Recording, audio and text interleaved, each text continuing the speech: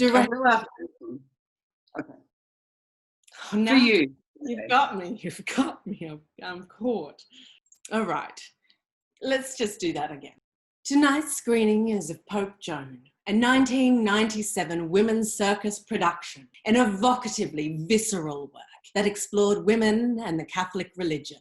Directed by Sarah Cathcart, this is a beautifully choreographed physicalization of multiple parallel narratives, which encapsulate stories of convent schoolgirls, nuns, witches, Joan of Arc, and of course,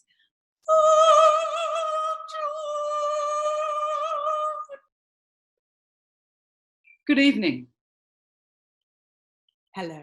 After founding artistic director Donna Jackson moved on to new projects, Women's Circus was creatively steered for the next 5 years by the combined powers of Sarah Cathcart and Kim Baston as artistic and musical directors. It's incredible to think that Pope Joan was the first of their collaborations together with this community. What they have managed to elicit from the 50+ performers in the show is quite extraordinary. Combined with the rigging and the lighting, the space within the now demolished old police garage is an entire world.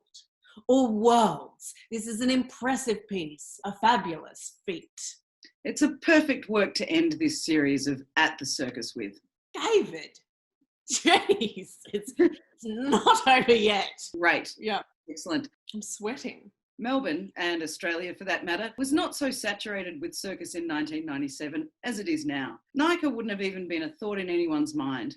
And the huge array of small companies emerging from that, combined with programs like Circus Oz's Side Salt Festival, didn't exist. Anyone deviating from traditional circus platforms wasn't doing it quite like Women's Circus, as Women's Circus not only had a passion for telling stories, but the capacity to tell them with vast numbers of bodies on the stage. Yeah, I've noticed that. It's the natural incorporation of circus skills to articulate that storytelling that puts this production on a pedestal for me. You are so into this. The story of Pope Joan is interwoven with more contemporary recollections of convent and boarding school life in the 50s and 60s. Parallels are drawn with the story of Joan of Arc and the burning of strong, powerful, non-compliant. Or had moles. Anyway, for want of the best word, I don't have the best word. Witches, Gabe. The burning of, insert one of those words here, women as witches. Pope Joan begins with the silhouettes of nuns filing down a spiral staircase, church bells chiming, lanterns in hand reveal phantom faces all lined up. The trickery of the shadow play, accompanied with the live score, sets a mood for what's to come. A holy ritual unfolds. From the darkness, a majestic fire dance begins. Flaming torches reveal nuns playing the celestial tunes. Rhythmic tumbling throw hypnotic shadows about the place, and the movement seems to respond to the music. Or is it the music responding to them? Oh, I do love when a work blurs the instigator. Margay, as incredible as this show truly is, I wonder, are we going to be getting this carried away with every moment?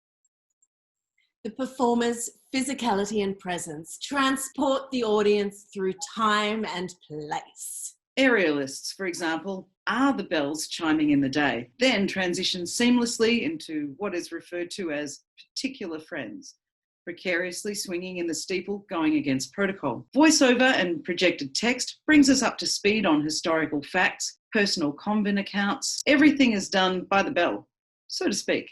When the acrobats are performing, balancing on one another, costumed up as nuns, there is a strong sense of mischievous activities unfolding. The playfulness mirrors beautifully the transformative narration. Gayvid, I'm just going to admit it. This work played with me emotionally. I found myself drawn in, almost yearning to participate in this holy ritualistic experience. Margay, I wondered if you had the will to resist this age-old trickery. Angelic song, women in close confines, synchronized movement. Well, once they'd suckered me in, I was putty. Because as they began to layer in the stats, the hard truths, that deceitful craftiness stung deeply. Oh, all the unjust cruelties acted out by men of God are harrowing. And this production does not shy away from this. Nor does it shy away. This production does not shy away from this. The push and pull is absolutely part of the audience experience, nor did they shy away from the brutality of the demise of Pope Joan at the hands of devout Catholic women. Witchcraft. Oh, witchcraft, of course. To backslide a little, this is a circus show, full to the top with holy two-highs, stilts teetering on the edge of virtue, and deceptive imagery that depicts the history of such an insidious institution. This is, in fact, a humorous piece. The comedy is tapered in appropriately, gifting us breathing space for the more leaden content. The physical representation of Joan's ascension to the role of pontiff, the ensuing ceremony with all the red, the movement of the parade, and the discovery of deception are all examples of extraordinary physical theatre without straying from being a circus performance at its core. I just had a holy physical experience. Is it the way I say pontiff? Stop. I'm so sorry for this.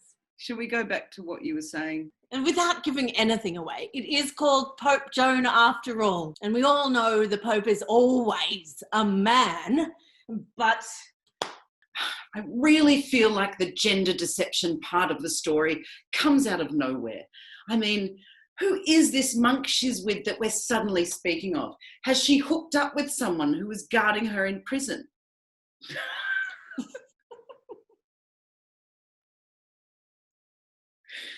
Oh my God. there are many versions and interpretations of this story. Sometimes details get lost along the way or find themselves stowed away in disguise in Greece and suddenly anointed most holy.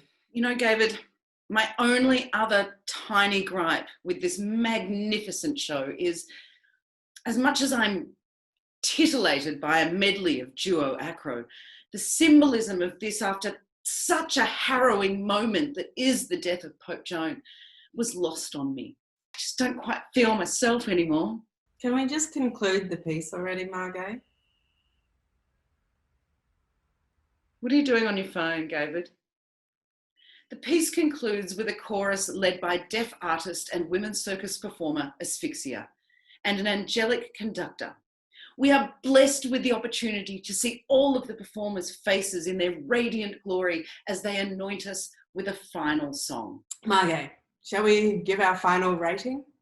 Oh, Gayvid, it's just like it's our final song. Look, I was just so impressed with this show. It really is truly wonderful, and I'm going to give it 4 3/4 stars. I'm going to look in the camera. 5 stars from me. Stay tuned after the show for the one and only Sel Francis, who's going to be interviewing the other one and only, Kim Baston, musical director of Pope Joan.